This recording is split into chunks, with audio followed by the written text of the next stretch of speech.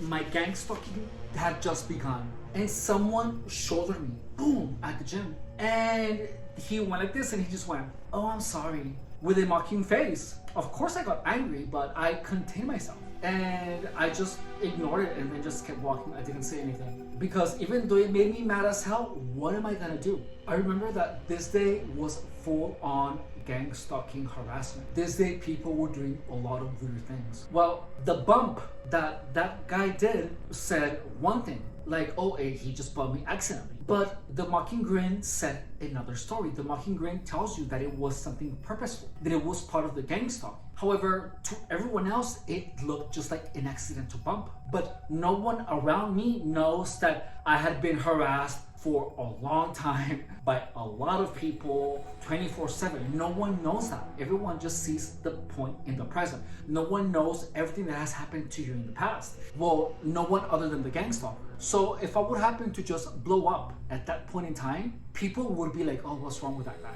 It was just a bump," you know? So the gang stalking grin gives you an alternate narrative from everyone else's reality. And you are made to interpret everything within the context of gang stalking.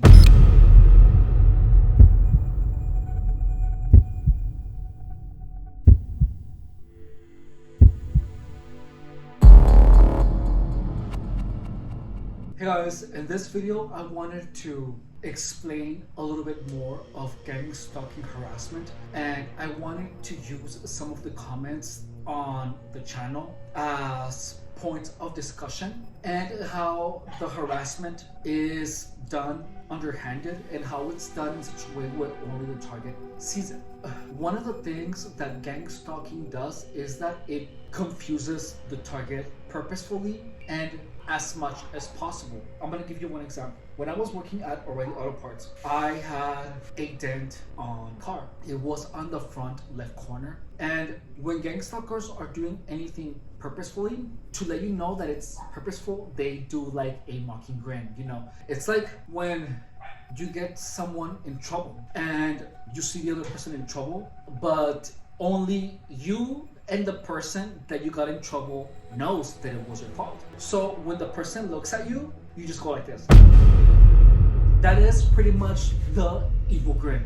A face of mockery when you see someone being in trouble or suffering the consequences of your actions. When you are getting targeted as in gang stalking, just understand that there are so many people involved in gang stalking that a lot of times gang stalkers are going to see you get into some type of trouble. And when they see you, they're gonna use that same mocking face.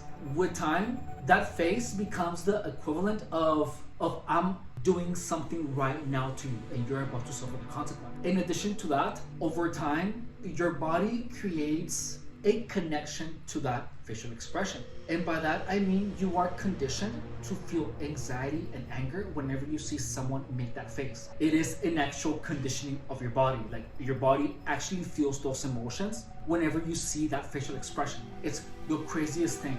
Well, coming back to the dent in the car, on the car. A customer came and told me, "Oh, can you help me with my car?" And I was like, "Yeah, sure." And she said, "Oh, I had a dent." And she was already like smiling, you know. And I was like, what the hell is she up to, you know? So then she took me out of the store and onto her car. And her car had a dent on the same spot that my car did. And then I noticed that. And then I looked at her and then she was like, so then you're like, what the hell? So that was gonna make me feel like, oh, so did she do that to mock me? Like, it feels like she felt like she was mocking me because she was making the mocking face. There is where the confusion starts, because you start questioning the motives of people. The truth is that that girl actually did need help with her dent, but the fact that she was doing the same gang stalking grin told me another story.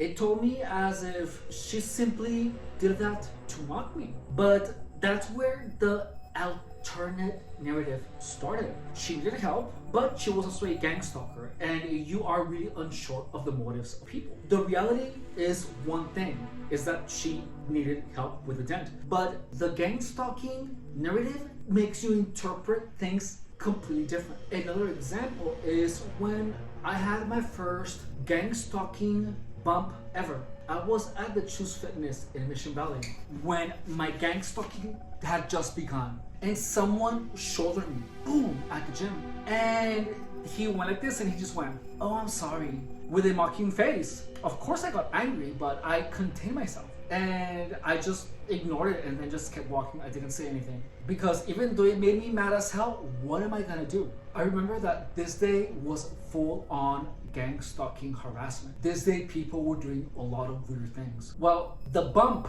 that guy did said one thing, like, "Oh, hey, he just bumped me accidentally." But the mocking grin said another story. The mocking grin tells you that it was something purposeful, that it was part of the gang stalking. However, to everyone else, it looked just like an accidental bump. But no one around me knows that I had been harassed for a long time by a lot of people 24/7. No one knows that. Everyone just sees the point in the present. No one knows everything that has happened to you in the past. Well, no one other than the gang stalker. So if I would happen to just blow up at that point in time, people would be like, "Oh, what's wrong with that guy? It was just a bump," you know? So the gang stalking grin gives you an alternate narrative from everyone else's reality. And you are made to interpret everything within the context of gang stalking. Your reality is completely different than everyone else's. This is something that is really hard to understand, but when you are targeted,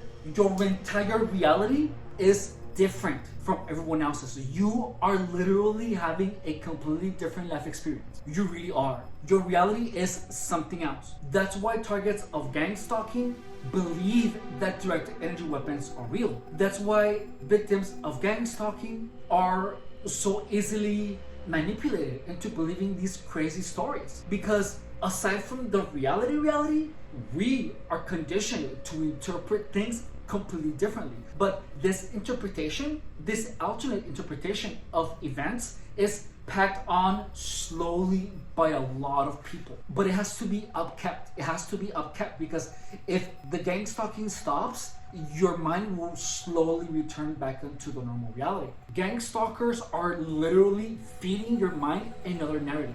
And this feeding of the narrative isn't only face-to-face, but it is also in social media. First of all, targets are fed a narrative that is false about what other targets believe. There are a lot of people online that make themselves appear as targets. There are gang stalkers that claim to be targets and they keep pushing the technology narrative. The headlights and the this and the that and nanotechnology and all of that.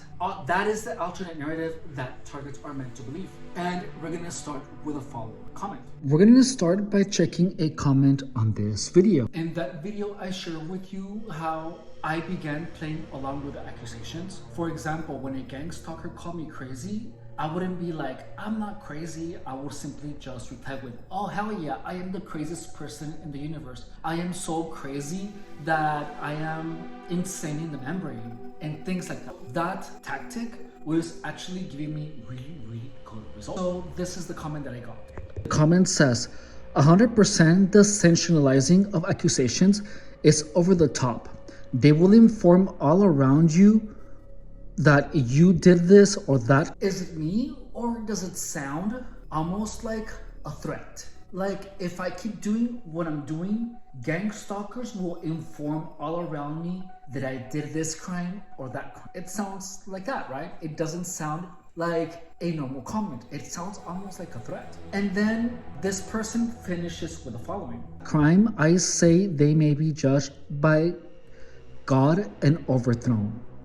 I get by this comment as if this person is telling me, put all your faith in God and don't do anything about it, but don't sensationalize the accusations. This whole comment sounds like an intent of discouraging me from doing what is working. You know what I mean? To me, that person feels like a gang stalker. And when I first saw that comment, I was convinced that that person was a gang stalker. It sounds to me like a gang stalker. But then I looked onto his profile and he talks about direct energy weapons and he's showing his face and he talks about it for like an hour. So I have to admit, I am confused. I do not know who's a gang stalker. I do not know who isn't. But that is the game of gang stalking, where you really don't know who is a target, who is on your side, who is not on your side. You really don't know, because gang stalkers play both roles. The next one that I'm about to show you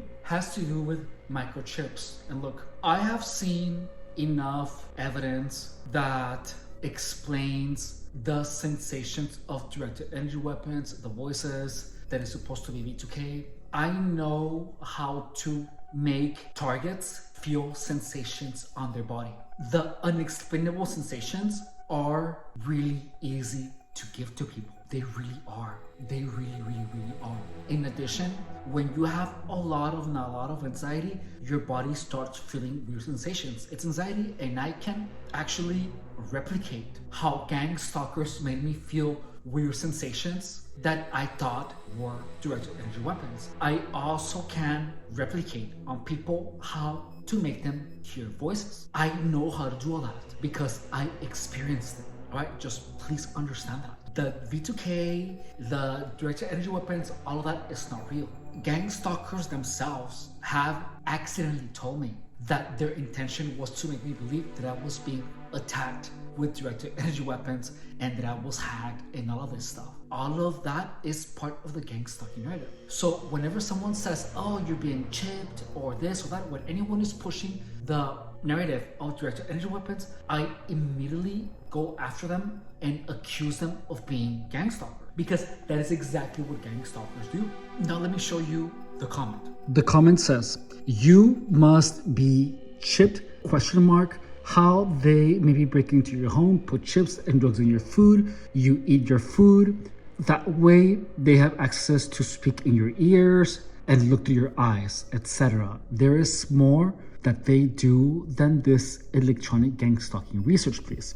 Then I put, you're crazy. And then this person said, this Sandra Perkins says, no, not crazy. Some people are actually experiencing that. Then I put, some people are actually crazy, like you are. No one is putting drugs in my food, not breaking into my home, nor accessing my ears. You're clearly trying to make me paranoid. Dude. Then she puts, there are reports from a lot of people that are. Just like with directed energy weapons, reports of something being true doesn't mean that it is. For example, reports with evidence that the earth is flat. There can be a lot of arguments, there can be a lot of documentation, but that doesn't mean that the earth is actually flat. When I was targeted, I believed that gang stalkers could see through my eyes. I believe that there was V2K. I believe this stuff. And as you guys have seen me, I am cognitively functional, I'm not mentally challenged. And the only reason that I was able to pull myself back from that is because I use my ability of logic and reasoning to find out that gang stalking is literally an operation of brainwashing, where someone is confused to the extent where they are made to believe anything. So Sandra Perkins puts hard research, and then I say, yes, those reports exist because they're like you, trying to make people paranoid. And then she puts, just stumbled on some articles. Why do you get so offended about this? And then someone puts, they no longer need to chip. That's old school, nanotech. Mind FUCK without implants. It's spooky. And then I put, take your medication. You're obviously paranoid. Stay off the meth, I tell them. Then this person says, possibly true, your allegations are way out there. That's why he hates them. Notice that now that person is saying that we can be chipped without actually any chips being present. It never ends. It is always some type of technology thing that is being pushed on targets, some type of unexplainable technology. And the thing is that there are people who are gang stalked, who push the technology narrative because they are convinced that they are being attacked with directed energy weapons, because they see all of these people talk about the directed energy weapons and they feel the sensations. They see all the books that are available for free online, and they read all the comments that all of them are saying, oh yeah, I'm being harassed with directed energy weapons. There is a mixture of people that are pushing the narrative of directed energy weapons, and there are other groups of people that actually believe it. So it's a cluster F of confusion. And just like everything in gang stalking, it is an operation driven primarily by confusion, because you are given an alternate interpretation of every single experience. For example, when someone bumped into me, I interpreted it as purposeful because that person smiled. But there's going to be a time where my mind is used to interpret so many things as purposeful that there will be a point where I do not need a gang stalking grin to interpret a bump as purposeful. I will automatically make the assumption that it was purposeful. I'm telling you this because I lived it. I was harassed with so many different things that it became a habitual pattern of thought to assume, to interpret my reality in the gang stalking narrative. If a car was driving too slow in front of me, I believed that it was purposeful because of gang stalking. If someone was mean to me, I immediately assumed that it was because they were a gang stalker, but not because they were in a bad mood. And it is a snowball. With time, you start interpreting more and more and more as part of your gang stalking operation. And there's going to be a point where every car door slam that you hear, every alarm that you hear, you believe that it is part of the harassment. That's why people feel that the harassment is 24/7 and that it doesn't stop. Because the mind of the target was made to interpret all of those things as part of their gang stalking operation. Now, the same thing happens with the comments. And the most tiring part is not being a target. The most tiring part is trying to figure out how to interpret everything. There is a point where you have to be like, did that person push me purposefully or not? And depending on how you feel, you are going to interpret things. In the end, you truly never know. Unless they do a gang stalking grin, or they say it with like the evil grin, you know, but you get your mind so exhausted because you do not know how to interpret anything anymore. You don't. You make a subconscious choice. Am I gonna decide that this is part of gang stalking or not? And your mind gets tired because you have to make a choice. The way that I got out of it is by making a choice. I know it sounds weird, but look, anyone that caused me even a mild suspicion of someone being a gang stalker, I would just block them. I just would. Because otherwise I would still be confused. Still to this day, I am still confused. I was gang stalked for 8 years, still am. So there are a lot of things that I do not know how to interpret. When the gang stalking narrative doesn't exist, everything only has one interpretation. But when you add 8 years of experiencing normal happenings as part of harassment, there is another layer of complexity to your reality. So how do I get rid of that? I simply just block and not talk to anyone that has that layer of complexity, and that's it. That was so difficult because I knew that I was gonna make a lot of mistakes where someone who isn't a gang stalker, I would be like, that's a gang stalker, don't talk to me. But I had to make that choice. And I know I have blocked people that aren't gang stalkers, but I have to do what's best for me. Just like I should have done before gang stalking. I should have always done what's best for me. If I would have done that from the very beginning, most of gang stalking would have never happened. So if you are a targeted individual, that's the best way to take off layers of complexity to your reality. Anyone that creates in you the suspicion that they are a gang stalker, you simply just have to tell them not to speak to you, because your reality becomes so much more complex. Everything that happens to you has other ways of being interpreted. And you spend most of your time trying to figure out, is that a gang stalk? Is that not a gang stalk? And then when you make a decision, you're like, oh, what if I'm wrong? You know, but you have to make a decision, stick to it, and that's it. And you don't think about it anymore. So another thing that I have done is that if I have a suspicion that someone is a gang stalker, I don't immediately block them, but I keep my eyes open for more clues of why they might be a gang stalker. So I don't worry myself with the first suspicion. If I have a suspicion, I'm like, okay, I make a mental note. Oh, that person could be a gang stalker. So then I keep paying attention to things that they say, to the timing. I observe everything And if I have like 3 or 4 instances where I'm like, that's a gang stalker, that's a gang stalker, then I block them. Don't feel rushed. Take your time. In the beginning of my gang stalking operation, I did everything in a rush. Someone said, "Oh, how long have you been up a pipe?" Block. You're fat. Block. Your toes. Block. You know, things that were really obvious. But as time goes by, gang stalkers try to get more creative and they are more indirect. But when they're indirect, it's still obvious. But a lot of times I'm like, I might be wrong, I'm not sure. But they have to keep doing things that make me doubt who they are or what they do. So with time, you're gonna be growing your eye, but you have to trust your judgment. And later it just becomes a game where I'm gonna catch you, you know, and you just keep paying attention. And it becomes kind of a fun game. It really, really becomes more of a fun game. But this game comes with mistakes. But look, it is so much better to block people who make you feel uncomfortable from the get-go. And whether or not someone is a gang stalker doesn't become your primary focus in life like it used to be. Now, you take enough gang stalkers out of your life to the point where you can do what you do, and if anyone pops up, you can just keep them in check. And if they do enough gang stalking, then you block them.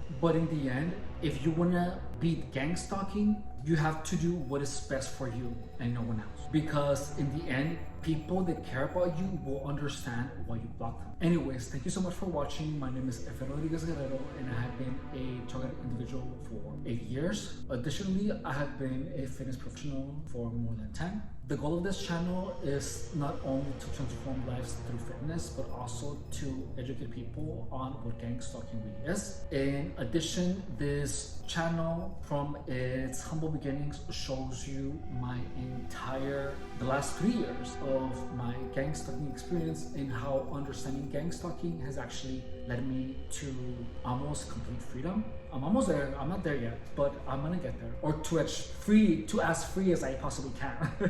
If you would like to support the channel, please like, subscribe, share, or comment. Any questions about gang stalking, please feel free to ask them. If you would like to support the channel in any other way, you can do so by becoming a member of the channel. It's only $4.99 a month. In addition to making a donation, if you would like, there is a link to my PayPal in the description of the channel. I wanted to thank you guys for your comments and for watching the videos. It means a lot to me. There is a new way where you guys can show your support. You guys can watch a video and hype the video. Hyping a video is gonna make the videos more available to other people. So hyping would be incredibly appreciated. Thank you guys so much, and I will see you in the next video. Bye.